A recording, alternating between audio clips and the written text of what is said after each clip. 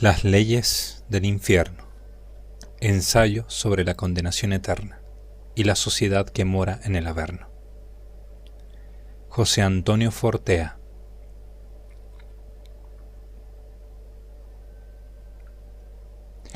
Las leyes del infierno. Consideraciones sobre el mal y la condenación eterna. José Antonio Fortea. Prólogo. He dedicado mucho tiempo de mi vida a reflexionar acerca de la naturaleza teológica del infierno. Cientos y cientos de horas repartidas durante años. Toda mi obra sobre el demonio, desde mi primer libro, Summa Daemoniaca, hasta mi última obra, Tratado sobre las almas perdidas, forma una unidad en la que cualquier lector atento va percibiendo mi evolución. Resultan patentes en esas páginas los nuevos enfoques, una clara maduración sobre el tema. Las reflexiones sobre los detalles en títulos como las corrientes que riegan los cielos ven implicada la misma fe que el primer volumen de mi colección de libros sobre el demonio, Summa Daemoniaca, pero muestra un modo de entender de distinta manera no solo el infierno, sino a Dios mismo. La misma fe católica construyó Exorcística e Historia del Mundo Angélico, pero se nota que ha pasado casi un cuarto de siglo de evolución.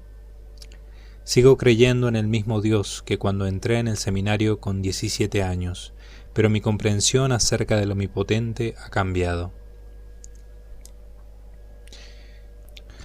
Por no romper esa línea de evolución, no he querido revisar los libros que componen esa colección, sin revisarlos, manteniéndolos en el punto del pensamiento en el que me hallaba entonces. El lector puede trasladarse desde un punto de partida teológico tradicional hacia la cosmovisión infernal a la que he derivado tras un cuarto de siglo y que voy a tratar de exponer aquí de modo final, creo. Considero que será muy útil para completar mi visión del infierno. Leer además de esta obra, concretamente, 3 de mis libros tratado sobre las almas perdidas, Historia del Mundo Angélico y las corrientes que riegan los cielos. La presente obra está escrita después de esos libros que he mencionado. Esos 3 títulos muestran el cambio sustancial que se produjo en mi evolución teológica. Lo ideal es haber leído esos libros antes, porque mi colección forteniana Opera Daemoniaca se va formando como capas que se superponen, sin que sea posible en cada título volver a repetir todo lo anterior.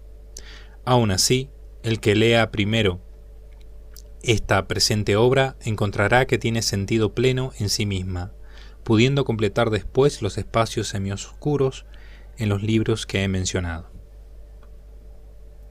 Aclaraciones terminológicas. En esta obra, todo lo que explico de los demonios vale para los hombres y viceversa. En algún caso, muy concreto, no siempre lo que es verdad para el orden angélico es válido para el orden humano, pero son pocos casos. En los temas tocados en esta obra, sí que lo dicho para unos condenados se puede afirmar para los otros.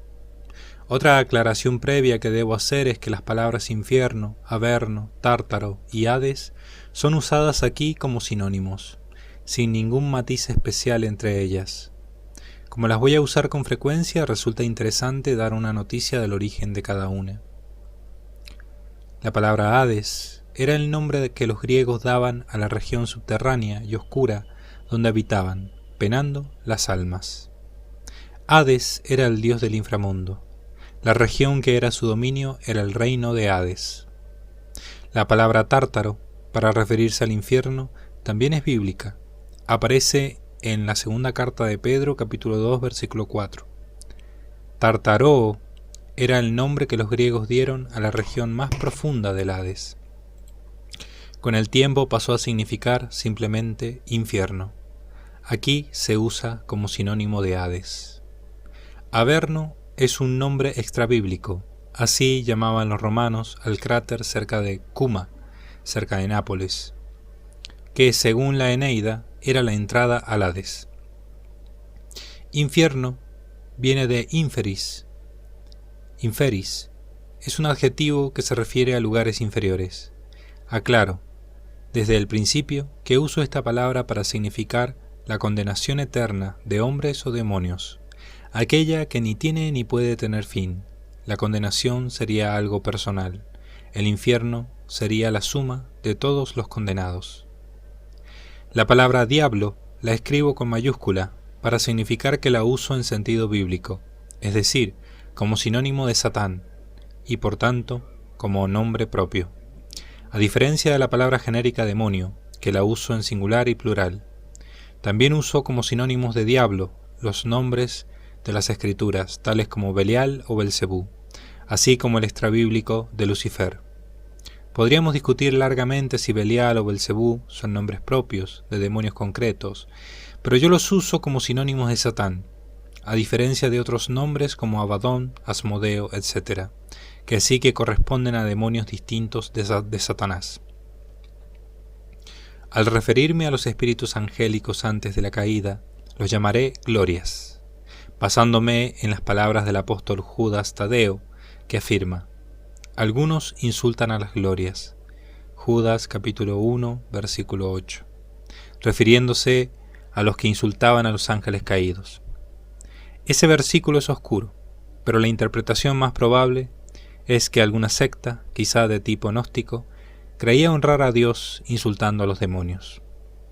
Lo que está fuera de toda duda es que el apóstol Judas se refiere a los ángeles rebeldes como glorias, en griego doxas, puesto que, aunque hayan caído, siguen siendo seres gloriosos por su naturaleza. En el presente libro, para referirme a los espíritus angélicos en su etapa de aviadores, antes de la bienaventuranza o de la condenación, me referiré a ellos como glorias.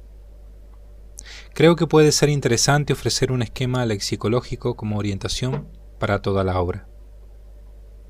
Espíritus angélicos. Espíritus angélicos viadores. Gloria. Espíritu angélico en su etapa de viador. Ángel caído. Gloria que ha caído de su inocencia original, pero que todavía no se ha determinado eternamente. Espíritus angélicos ya determinados eternamente. Ángel, gloria que ha llegado a la bienaventuranza. Demonio, gloria que se ha condenado eternamente. Por lo tanto, siempre que escriba ángel, me refiero a un espíritu angélico bienaventurado, mientras que si hablo de espíritu angélico, me estoy refiriendo tanto a los espíritus de ángeles y demonios. No usaré ni una sola vez la expresión espíritus puros, porque el adjetivo puro se presta a confusión, porque parece que nos referimos a los espíritus bienaventurados.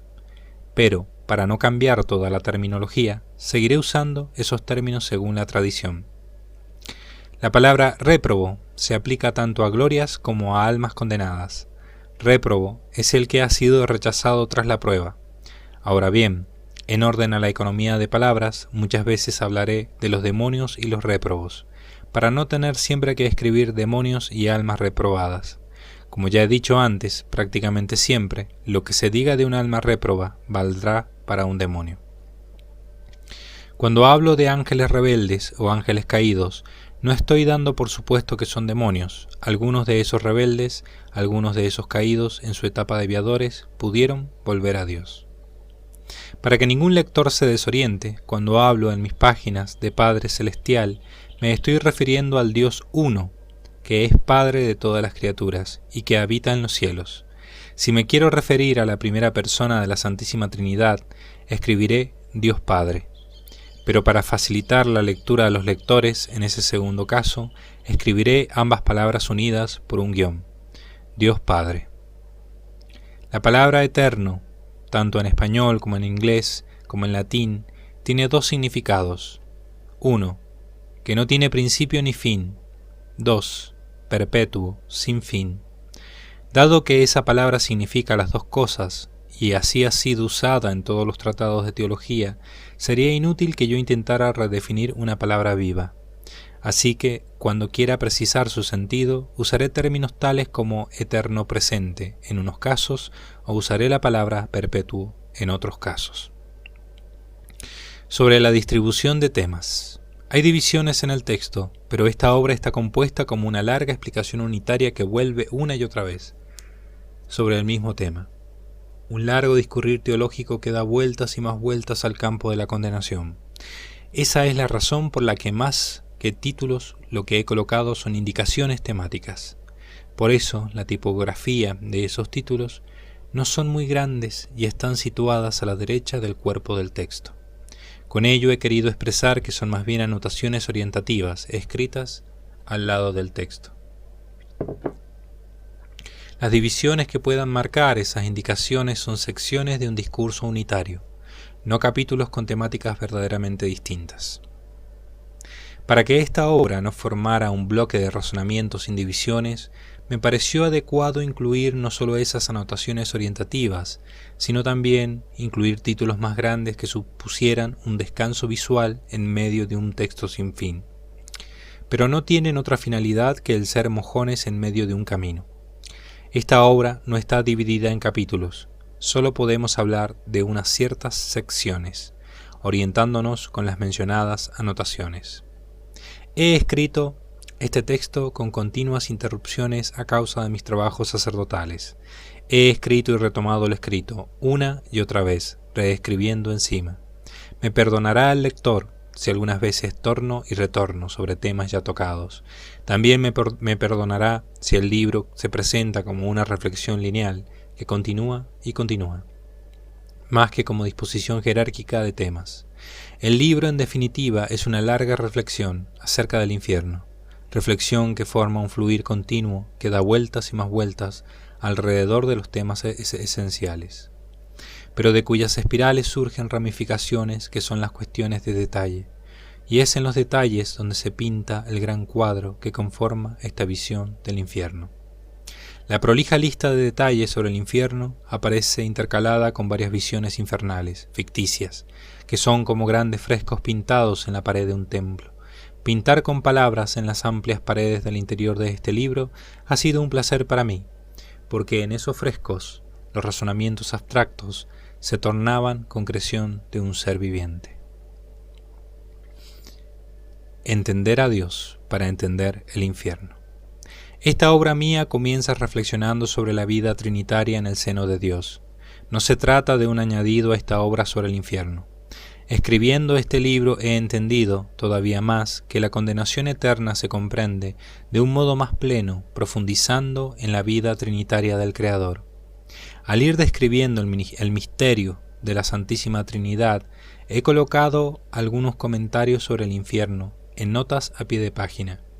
Pero únicamente son unas pocas notas, porque es el presente ensayo íntegro el que lo entiendo como una gran ramificación de glosas que parten del misterio de Dios. En este libro, las notas no son anotaciones menores frente a un texto más importante, sino que son ramificaciones que surgen del texto principal. Texto principal, porque es el tronco del que brotan esas ramas. Pero las notas constituyen no cuestiones de menor importancia, sino un texto paralelo. La razón por la que retiré casi todo el contenido sobre el infierno en torno al texto trinitario, dejando solo algunas ramas, era porque sin duda descentraba en esa inmersión hacia el misterio divino.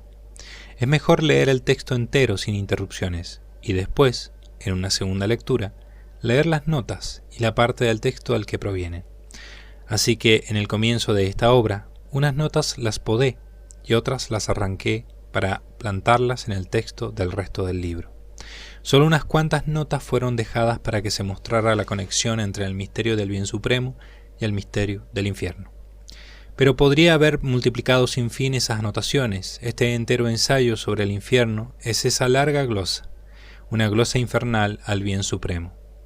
Desde el principio, debe quedar claro que según la imagen que tengamos de Dios, así será la imagen que tengamos de la condenación eterna. El que cree en un Dios cruel, tiene una imagen cruel del Averno. Ojo, el infierno es cruel. El Tártaro no solo es duro, sino que es en verdad terrible. Pero aspiro, con esta obra, a que los lectores tengan una más adecuada idea de en qué consiste la losa pesada que oprime a los condenados. El que sostiene el infierno en su palma, 3 círculos concéntricos. En el glorioso esplendor de tu majestad meditaré. Salmo 145, versículo 5. El origen fundamento. Engendró en su seno al torrente de voz, torrente de ser, poder y fuerza, ternura, agradecimiento. Río inmaterial de conocimiento infinito. La esfera originaria cogió a su fruto en su interior, como si fueran dos esferas concéntricas. El origen acarició con amorosa delectación al hijo de su seno, lo cubrió de besos, lo rodeó, lo abrazó y lo sigue abrazando en toda su extensión, el fundamento absoluto, imponente, seno de amor, que gestó a la segunda persona como una madre tierna, la más tierna. Si colosal fue la explosión del Big Bang del comienzo del universo, infinitamente más impresionante había sido esta otra explosión de vida.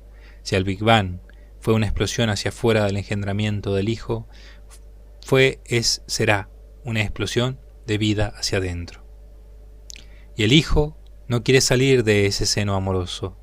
Está no solo con la primera persona, sino dentro del seno del Padre. Como un niño recibe todo de su madre, el engendrado recibe todo de su origen fundamento. El torrente, increíble fluir de vida dentro del origen, río que se desborda hacia las profundidades de ese interior divino, ingentes, ilimitadas, masas torrenciales de vida desbordándose hacia adentro, cascada colosal que desborda ser, catarata que desborda a raudales el ser infinito, cascada sin fin que se pierde en el horizonte del ser de Dios, catarata circular que se arroja con irrefrenable ímpetu de alegría hacia el mismo centro divino, cascada esférica que se desborda hacia la causa sin causa que es el Padre y que nunca se llena de los raudales que proceden del Hijo. Ese Dios Madre abraza en su interior al torrente desbordante, pero a la vez mantiene una inmutabilidad absoluta, colosal, inmutable esfera de ser que contiene cataratas de ser en su interior. El gestado no es un ser indefenso, sino fortaleza y poder ilimitado, creador de mundos, pero para su Padre un tierno niño que únicamente quiere reposar abrazado a él. El torrente de conocimiento solo quiere amar al que lo engendró. Toda su felicidad plena es esa, estar con su Padre, amarle y ser amado. Dos voluntades en perfecta sintonía. No es que haya mucha concordia, sino que la armonía es tan perfecta que parece que es una sola voluntad.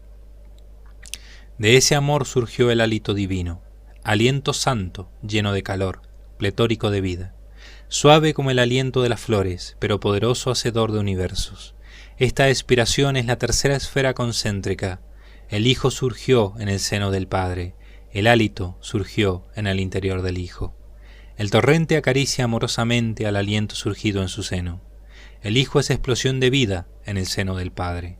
La tercera persona es una nueva explosión en el seno del fruto. Un torrente de fuego, de amor, que se desborda impresionante como una catarata hacia el interior de esa causa incausada que es el Padre. Y así, en el seno de la Trinidad, se dieron dos colosales explosiones hacia adentro, dos torrentes que, como cataratas, se desbordaron en el interior del origen absoluto, un caudal de conocimiento, y dentro de él se derramó hacia el interior un río de amor. Tres esferas concéntricas relacionadas por el conocimiento y amor. Los tres comparten en igualdad el ser. Los tres son uno, un solo y único Dios, en cuyo interior subsisten tres personas. No solo existen, sino que su existencia es un subsistir inmutable. La Trinidad contiene dos imponentes cascadas, una cascada esférica, el Hijo, que se desborda hacia un centro que nunca se llena, y de esa cascada, más hacia el interior, se forma una segunda cascada, el Espíritu Santo. Dos cataratas consecutivas hacia el interior divino. Dentro del seno de Dios no hay nada externo, nada adicional a estas dos cascadas. Hay esto y solo esto: amor, cariño, afecto, que presupone conocimiento. Todo lo que el Padre tenga que decir al Hijo, todo su amor, está incluido en ese acto simplicísimo de la generación. Nada se añade a ella, en la generación está todo. Del mismo modo, todo lo que siente el Hijo por el Padre, todo lo que quiere decirle, está incluido en la cascada que va del Hijo al Padre, y esa segunda catarata es el Espíritu Santo. Nada se añade a la expiración, a esa expiración que surge del Padre y del Hijo. En esa generación y en esa aspiración está todo. Todo lo que tienen que comunicarse las tres personas, todos sus sentimientos, están insertos en esas dos cataratas de la generación y la expiración.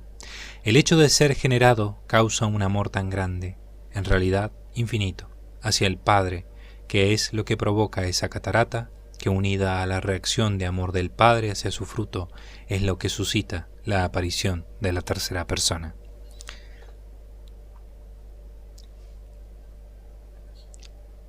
Luego de leer esta maravillosa primera parte o primera sección de este libro, me dispongo ahora a leer las citas a pie de página, que por no querer interrumpir la belleza de esta lectura, he preferido leerlas una vez terminada la sección. Al comienzo, cuando dice el origen fundamento, hay una cita a pie de página que dice: si esto fuera un pergamino, esta sería la primera anotación marginal al texto. Dios Padre es origen, fundamento. También Satán es origen y es fundamento del infierno. Origen por un acto de su voluntad, fundamento por una voluntad que prosigue.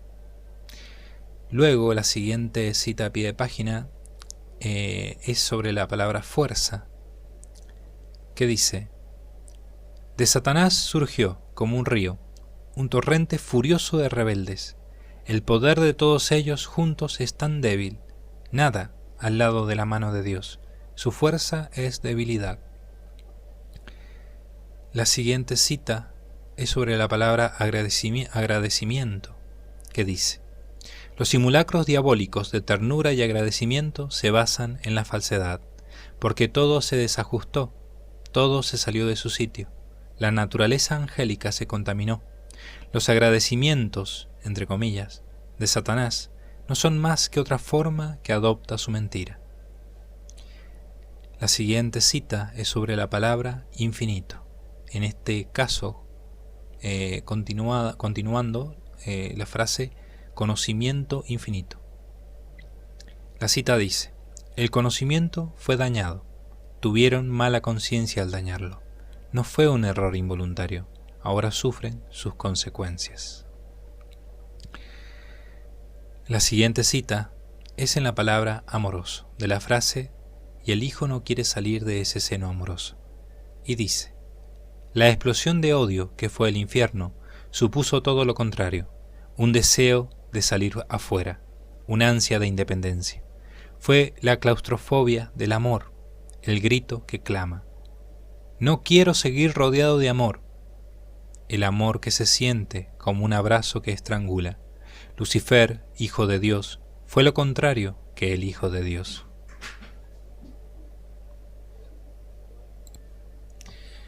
La siguiente cita es en la palabra abraza, en la frase: ese Dios Madre abraza en su interior al torrente desbordante. Y la cita dice: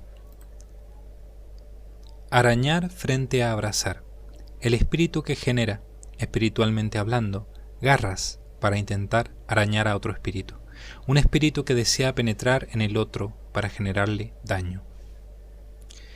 La siguiente cita es sobre la palabra voluntad, en la frase: sino que la armonía es tan perfecta que parece que es una sola voluntad.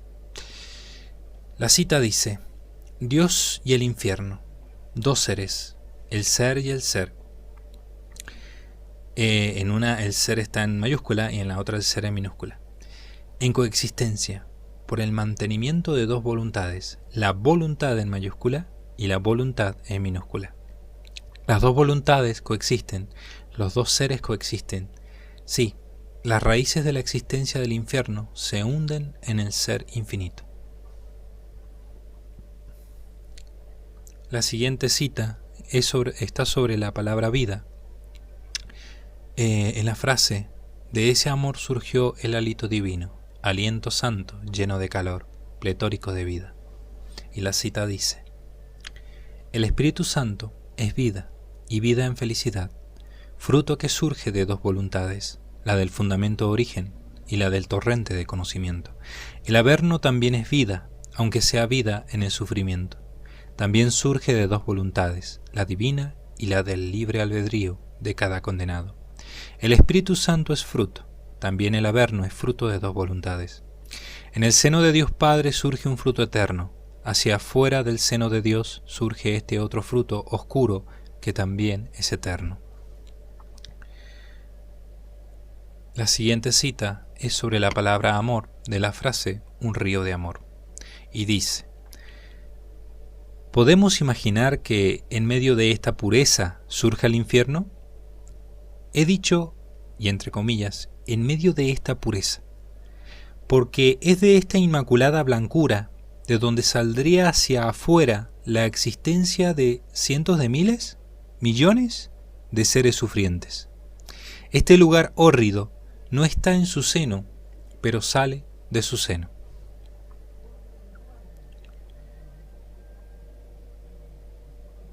La siguiente cita está sobre la palabra cascadas. En la frase, dentro del seno de Dios, no hay nada externo, nada adicional a estas dos cascadas. Y la cita dice: en el Omnipotente no hay espacio, de manera que podemos afirmar que el infierno está en Dios, en el sentido de que subsiste en Él, persiste en la existencia incrustado en la decisión divina. Permanece en Él como la perla en la ostra, no está en su seno, en el sentido de que el ser es Dios, en el sentido de que el ser de Dios es radicalmente distinto del ser del infierno. Está fuera de la esfera de lo divino, pero permanece totalmente en el pensamiento de Dios. El ser del infierno radica en el ser infinito, radica como ser diverso, radica como resultado de una decisión libre divina que le otorga ser. La próxima cita está sobre la palabra amor en la frase solo hay esto y solo esto, amor. La cita dice: pero en ese amor, justo en ese amor, porque en él solo hay amor, se halla emplazada la decisión divina, decisión de permisión de la existencia del infierno, la voluntad de que el abismo de dolor permanezca, voluntad de permisión por edades sin fin. La siguiente cita dice, la siguiente cita está sobre la palabra todo, de la frase en la generación está todo, y dice: todo lo que el Padre Celestial tiene que decir a sus hijos réprobos está en ese acto de mantenerles en la existencia. La existencia de ellos es la respuesta a cuantas preguntas puedan formular. Dios, a pesar de todo, puede decirles algo más, de un modo explícito y concreto, a un demonio en concreto, o a todos en general, pero de un modo tácito. La existencia de cada uno es la respuesta divina a sus recriminaciones. La siguiente cita está en la palabra hijo, y es en la frase que dice: nada se añade a la expiración, a esa expiración que surge del Padre y del Hijo. La cita dice: la expiración de la tercera persona no fue un hecho puntual. El Padre y el Hijo siempre respiran amor, y no solo lo expiran, también lo inspiran, como si quisieran llenarse de ese amor. A la expiración eterna le sigue, entre comillas, una inspiración eterna. Por el contrario, el maligno respira resentimiento y rencor. Hay bocas enfermas que siempre exhalan fetidez. Lucifer está enfermo de asco hacia Dios. Por eso su boca es hedionda como una cloaca.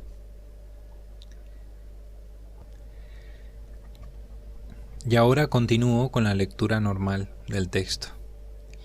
Y en este caso, intercalando las citas si considero que no interrumpirán demasiado el texto.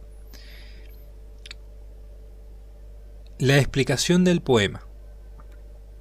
El origen fundamento engendró en su seno al torrente de voz.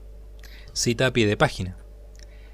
Entonces de su boca la serpiente derramó agua como un río tras la mujer, para barrerla con la inundación.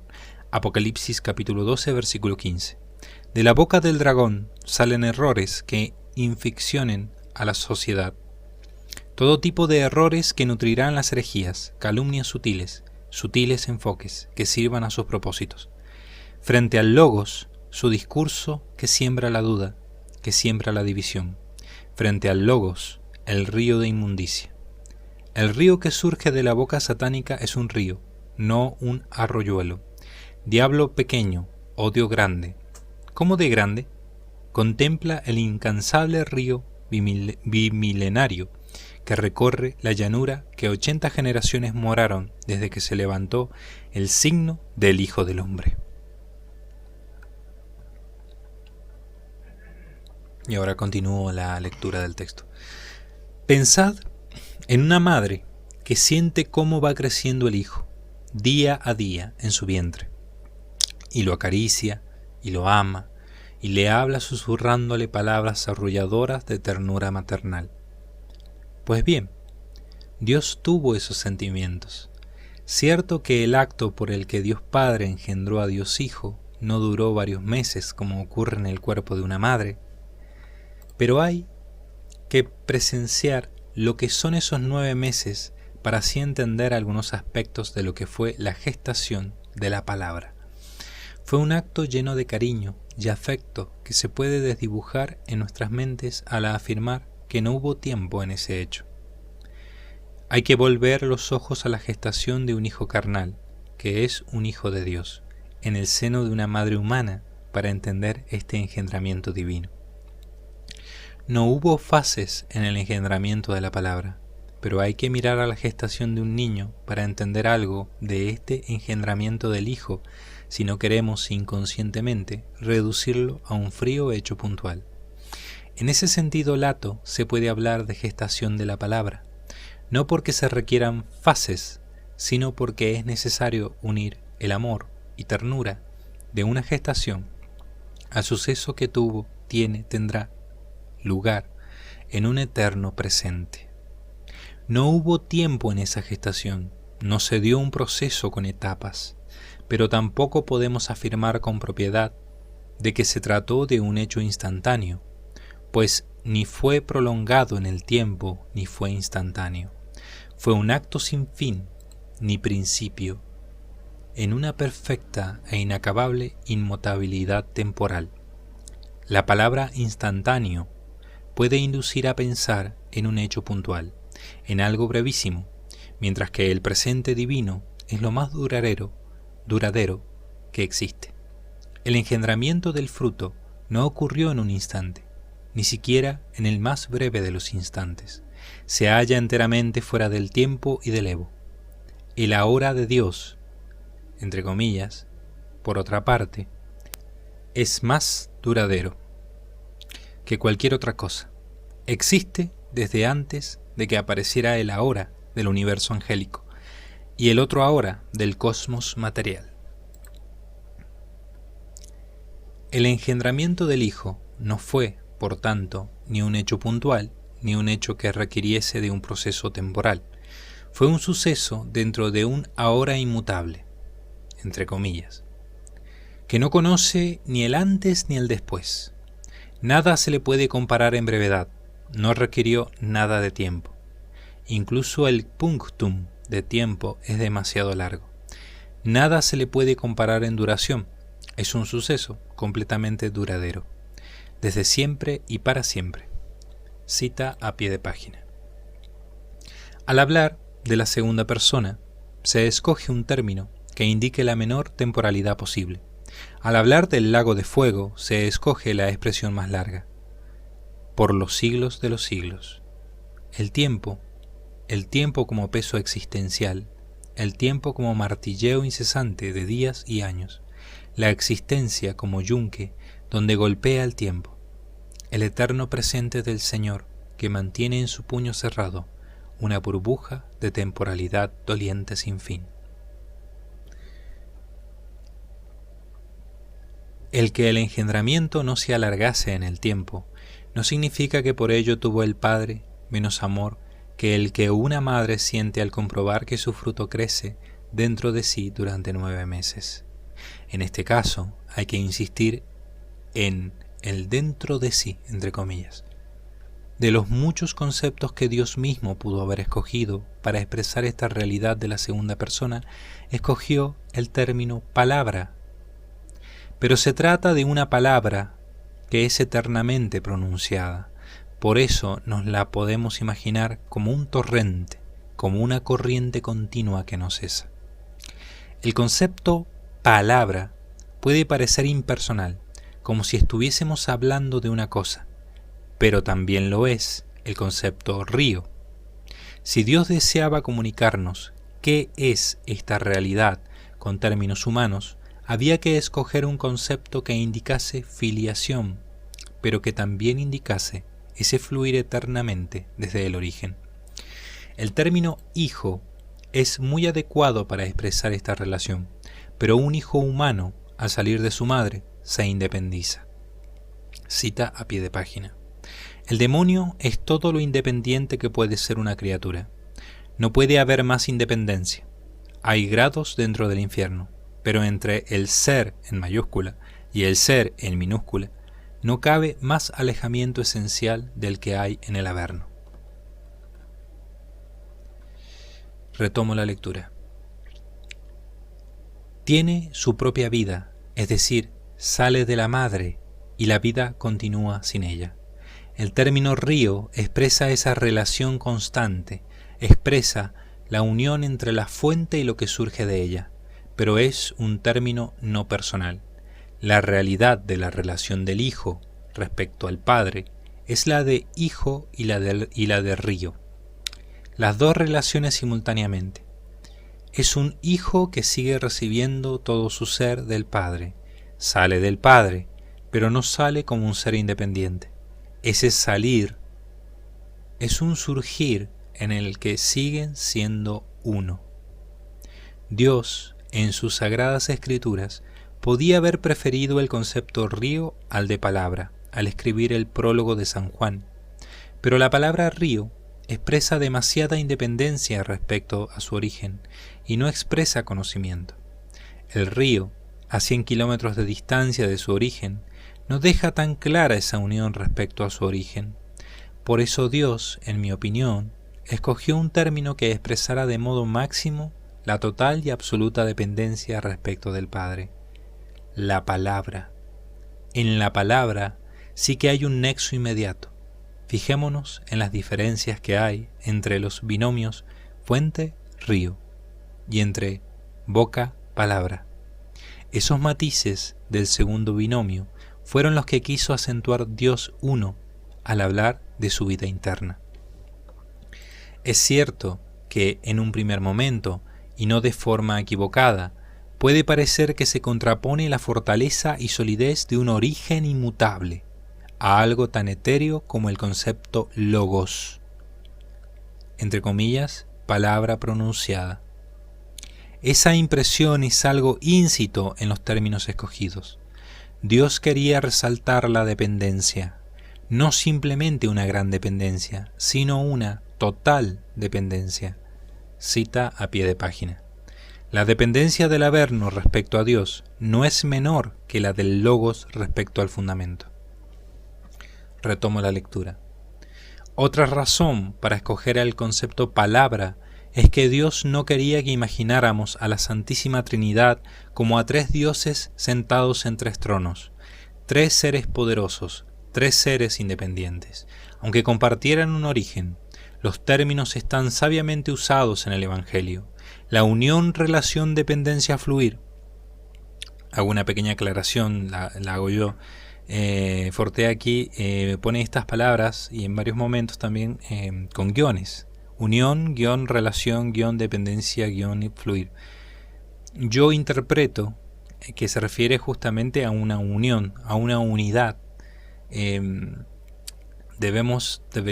Yo interpreto que estas palabras seguidas, unión, relación, dependencia, fluir, es una unidad, debemos entenderlo como una unidad.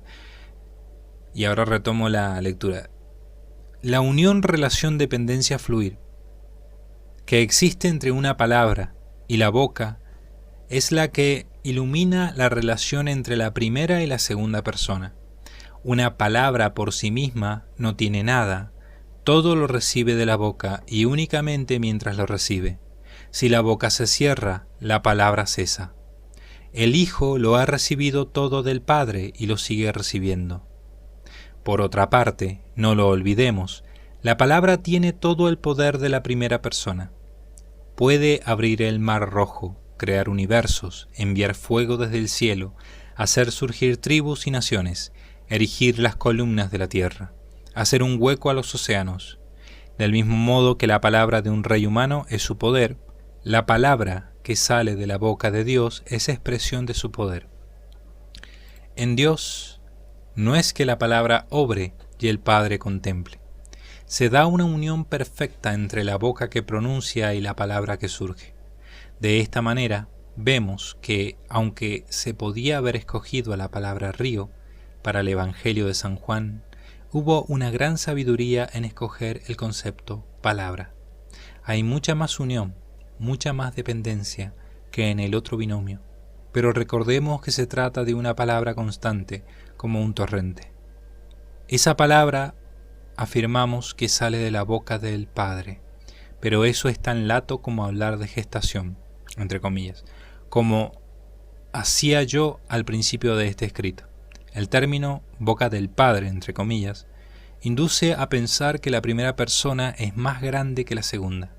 En realidad, la palabra río, palabra-río, surge de todo el ser del Padre, no de una de las partes del Padre, puesto que Dios, Padre, Dios-Padre, carece de partes. No se trata de un río material, sino de un torrente de conocimiento infinito. Pero no solo es conocimiento, también ser. Un torrente de conocimiento que es ser, poder, fuerza, amor, ternura, agradecimiento. Siempre imaginamos el engendramiento del Hijo como alguien que sale de alguien, como si hubiera espacio, como si el Padre estuviera aquí y el Hijo allí. Pero, como ya he expuesto, podemos también imaginar la escena del engendramiento como una madre embarazada, una escena en la que el Padre acarició y acaricia a su Hijo, lo rodeó y lo rodea. Dios Padre se comporta con Dios Hijo como una madre que acaricia con amorosa delectación al Hijo en su seno. Podemos imaginar esta escena como una esfera que acoge a la otra en su interior, como si fueran esferas concéntricas. Pero, dado que en Dios no hay espacio, esto es únicamente un modo de imaginar este hecho. Pintar la escena de esta manera visual nos ayuda a comprender ciertas facetas del misterio de la relación entre las dos primeras personas. Puede parecer que imaginar la escena supone degradar la pureza intelectual del hecho, pero Dios empleó el concepto palabra. Este modo de expresar las cosas nos lleva a imaginarlo. No es un concepto tan abstracto como, por ejemplo, bondad o amor, de manera que superponer la imagen a los conceptos enriquece el entendimiento de lo que estamos hablando. Pintar con colores cálidos sobre los fríos silogismos implica una ayuda a nuestro entendimiento del misterio. La imagen de un origen absoluto, imaginado como un seno de amor que gesta a la segunda persona, como lo haría una madre tierna, supone conferir calor de afecto a los meros razonamientos teológicos. Si el Big Bang fue una explosión hacia afuera, el engendramiento fue, será, será, una explosión de vida hacia adentro.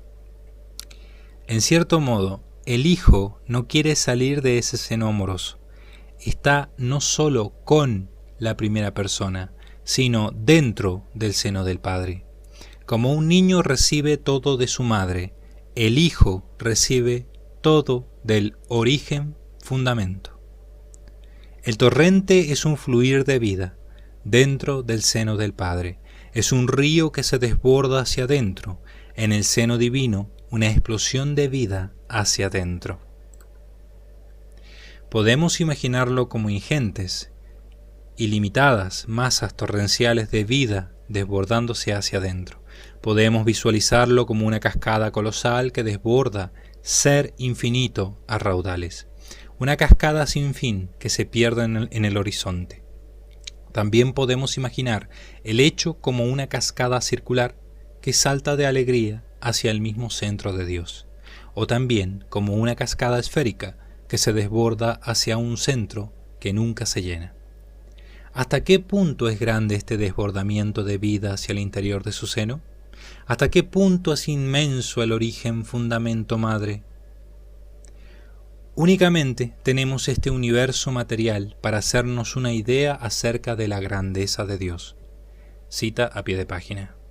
En la primera redacción de esta página, comparaba la grandeza de Dios no con el cosmos que existe, sino con la suma de todos los universos posibles, si el Omnipotente decidiera crearlos, todos simultáneamente.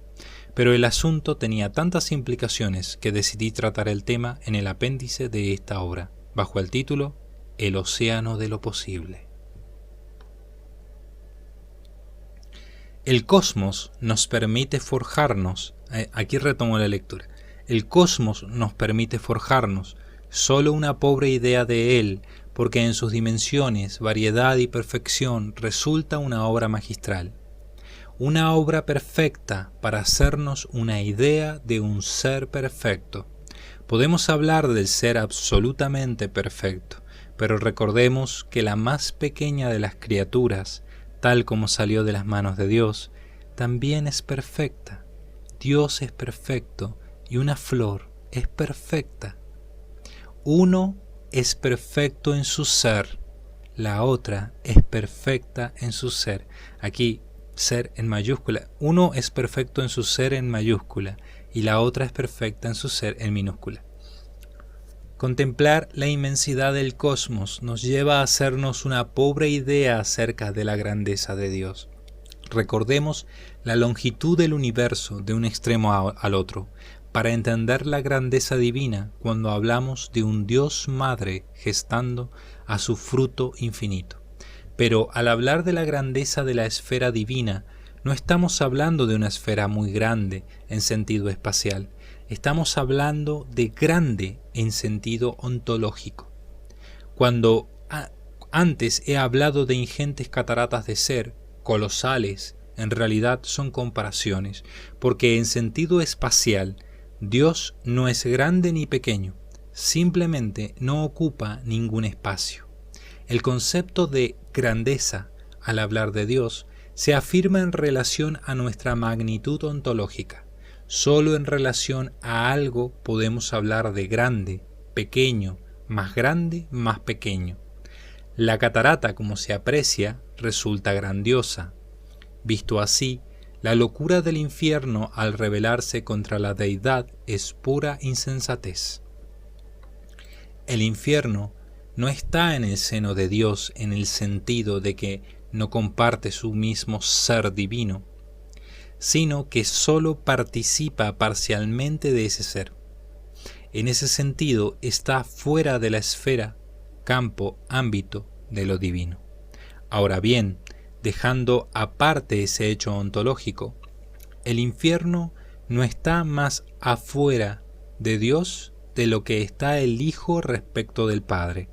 Cierto que las dos personas comparten, y aquí hay una cita a pie de página, compartir, participar en algo, participar, recibir una parte de algo.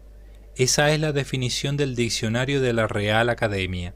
Cada persona divina participa y comparte íntegramente el ser divino, aunque usemos verbos que etimológicamente incluyen la raíz parte. En el caso de Dios, hacemos esa salvedad de que se recibe todo el ser. Siempre que usemos esos verbos en el caso de la generación y la expiración, se sobreentiende que es un compartir y un participar íntegro, sin necesidad de especificarlo cada vez. La criatura maléfica participa del ser divino en un grado determinado. Hay una verdadera filiación como un acto continuo divino que mantiene en el ser. Podemos hablar de una generación limitada y voluntaria, que se extiende por los siglos, incluso en el caso de Lucifer. El paralelismo con el Hijo resulta indudable. Cualquier demonio siempre compartirá algo con la existencia suprema, a pesar de que su ser sea infranatural, es decir, su ser está por debajo de lo que recibió en su naturaleza, al haberlo transformado en deficiente y deforme. Incluso en la tierra vemos personas y actos sobrenaturales, y personas y actos infranaturales. Del mismo modo que lo sobrenatural se asienta en el ser natural, también lo infranatural se asienta en el ser natural. Y ahora retomo la lectura y voy a releer para que no se pierda la continuidad. Cierto que las dos personas comparten el ser divino y son un solo ser, pero nada de lo que existe está más afuera respecto a Dios que otro ser existente. Cierto que solo tres comparten la esencia única, pero ¿qué hay afuera de Dios? Todo está en Dios, todo está plenamente en Dios. Sé que imaginar que el infierno pueda hallarse en Dios como un hijo en el vientre de su madre, sin duda, parecerá excesivo. Pero recordemos que, en verdad, un feto y su madre son dos seres. Por lo tanto, un feto humano no está más presente en el vientre de su madre de lo que lo está el infierno en el regazo amoroso del Padre Celestial. Al revés, el infierno está presente en Dios, más de lo que lo está el gestado en su madre. Por supuesto que en el cielo la presencia divina se halla también por la inhabitación, hecho sobrenatural, mientras que en el infierno la presencia divina se reduce a lo natural. Pero una madre que porta en el interior del vientre a su hijo mantiene una presencia que se reduce a lo natural. Del mismo modo, la afirmación de que está en el regazo de Dios no expresa el carácter envolvente de la presencia divina, ni tampoco expresa el cordón umbilical de la donación del ser. Un niño en un regazo es un ser independiente. La leche sería símbolo de los consuelos maternos, pero el cordón umbilical es símbolo de esa unión necesaria para subsistir en la existencia. En el infierno, como se verá en esta obra, está ese cordón umbilical, conexión con Él que otorga la existencia, y la leche, los consuelos divinos. El averno es vientre materno que envuelve, pero también regazo que acoge amorosamente. También eso deberá ser explicado prolijamente, pero de momento entendamos que el regazo divino que acoge a los hijos descarriados es el infierno, el averno como el regazo amoroso de Dios. Hay una cita a pie de página en esta parte que dice, que no está numerada, pero que dice: en este mundo luchan lo sobrenatural y lo infranatural. Hay una zona de fricción entre las dos regiones. Esa zona es este mundo. Después del juicio final, las dos regiones quedarán completamente separadas, pero mientras tanto aquí se dan todo tipo de remolinos, entrelazamientos y combinaciones. En esa zona de fricción se dan todo tipo de asperezas y recalentamientos, porque la sobrenaturaleza trata de enderezar la forma de los entes, mientras que la infranaturaleza trata de deformar en cualquier dirección que se salga de lo bueno. Ahora retomo la lectura. En esta dicotomía complementaria entre regazo paternal y vientre materno, algunos se sentirían más cómodos con la afirmación de que el infierno está en el regazo de Dios, pero en realidad el averno está tan envuelto por el ser divino como cualquier otro ente. Todo lo que existe está envuelto, penetrado y sustentado por la gran existencia. Toda la maldad del mundo está rodeada de la santidad de Dios. No resulta inadecuado afirmar que Dios está involucrado en el infierno, la reflexión sobre el abismo de dolor debe partir de ese hecho teológico indudable. Lo miremos como lo miremos, la voluntad santísima está involucrada en el infierno. El verbo involucrar tiene dos acepciones. La primera acepción significa abarcar, incluir. El infierno abarca, incluye a Dios. Todo este ensayo gravita machaconamente sobre esta verdad. El conjunto unitario que forma el tártaro incluye a Dios. Ese tártaro es impensable sin Dios. Una descripción comprensiva del infierno jamás puede acabar en el infierno en sí mismo. ¿Dios está en el infierno? Indudablemente sí.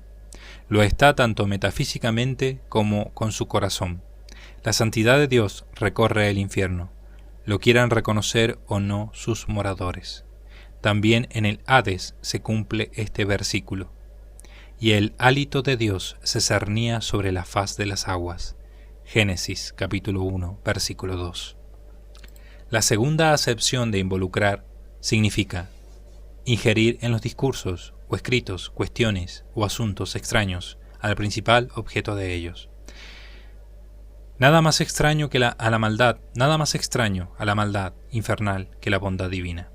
Nada más alejado de Dios que el monstruo del abismo que es Satán. Ahora bien, Dios tiene una injerencia en la vida de Satán, lo quiera éste o no. El infierno está involucrado en Dios y Dios se involucra en el infierno. Las dos acepciones del verbo se cumplen en la relación entre estas dos realidades. No puedo dejar de mencionar que el versículo anterior al mencionado del Génesis sobre el hálito de Dios afirma que la tierra era un vacío confuso y que las tinieblas cubrían la faz del abismo. Génesis capítulo 1 versículo 1. Estos dos elementos cósmicos, es decir, del cosmos material, son expresión de otros dos elementos del Hades, el vacío de los que no tienen a Dios, vacío que llena de confusión, y la faz, la cara del abismo, profundidad. Entiendo esa expresión como que Dios recorre la entera extensión de ese lugar profundo. En una segunda interpretación, podemos afirmar que el rostro del abismo de dolor es el diablo. Él pone un rostro concreto a ese lugar de desolación. En el seno de Dios Madre, el gestado angélico rebelde, aquí dice Dios Madre siempre con guión, Dios guión Madre, y el gestado guión angélico guión rebelde. El gestado angélico rebelde se sintió como un feto incompleto aprisionado en una cárcel de carne, incompleto hasta que saliera. Se sentía informe hasta que obtuviera su verdadera forma a través de la autonomía, la cual la lograría a través de su propia metamorfosis. La salida plena no la lograría hasta que completase esa transformación, la que consideraba su plena forma. La metamorfosis se consumaría cuando lograse vencer todas las rémoras de su conciencia, algo necesario para completar ese proceso de desligamiento, esa prisión en la que se encontraba. No era de carne, sino de ser. Salir del Dios Madre era la libertad. Pero ¿a dónde salir fuera de Dios? ¿Hay una fuera saliendo de Dios?, se preguntaba Lucifer y todos los suyos. El feto no conoce el rostro de su madre. El gestado angélico rebelde tampoco había visto nunca el rostro de su Dios Madre. Solo sentía los latidos de su corazón, es decir, los latidos de su amor. Allí dentro sentía su calor, su afecto. También sabía que le debía el sostenimiento en la existencia, simbolizado por el cordón umbilical. Es una comparación. Esos latidos de amor fueron, cada vez más, vistos por el diablo como golpes sobre sí mismo. El cordón umbilical fue visto como cadena. Por muchos órganos que tenga un feto, si se corta el cordón umbilical, muere. El gestado angélico rebelde era consciente de que poseía la existencia, pero se daba cuenta de que, cortado ese cordón umbilical, ese nexo existencial, él volvería a la nada, el afuera de Dios. Aún así, consideraba que había que hacer la prueba, había que salir hacia ese afuera, hacia esa tiniebla exterior. Era muy consciente de que el resultado de esa proeza podía ser que, como Cristóbal Colón en la novela de Mark Twain, cayera por el borde del mundo plano hacia un abismo de nada. El temor a la nada fue uno de los temores del diablo al querer desligarse de Dios. Ese temor no nacía de pensar que él podía arrojarse a la no existencia. Sabía que no estaba entre sus capacidades hacer eso, pero sí que pensó, sin ninguna duda, que Dios podía reducir a la nada a una criatura que se había salido de sus planes, de su armonía. El diablo creía que Dios pensaría al modo del demonio. Si mi empresa sale bien, pensó, me convertiré en un dios, seré Dios en miniatura. Si sale mal, retornaré al sueño de la nada. Ahora tenemos nosotros muy claro que nuestro destino, para bien o para mal, es eterno. Pero el demonio, en ese momento, estaba aventurándose por tierra ignota. Estaba abriendo caminos por donde nadie había puesto el pie. Muchos demonios se sentían como exploradores, como conquistadores de un Edén cerrado tras fuertes muros. Allí estaba la libertad y una dicha distinta a la de ser meros servidores. Había que ser audaces. Dios era el obstáculo. Hablo del demonio como cabeza de esa rebelión, pero fue una obra colectiva, con todo tipo de grados de separación respecto a Dios en sus miembros. La rebelión se puede entender como una labor de exploración, también se puede ver como una conquista de un Edén, no como la conquista de una fortaleza donde se ha atrincherado Dios, sino como el deseo de irrumpir en un espacio que Dios ha vetado.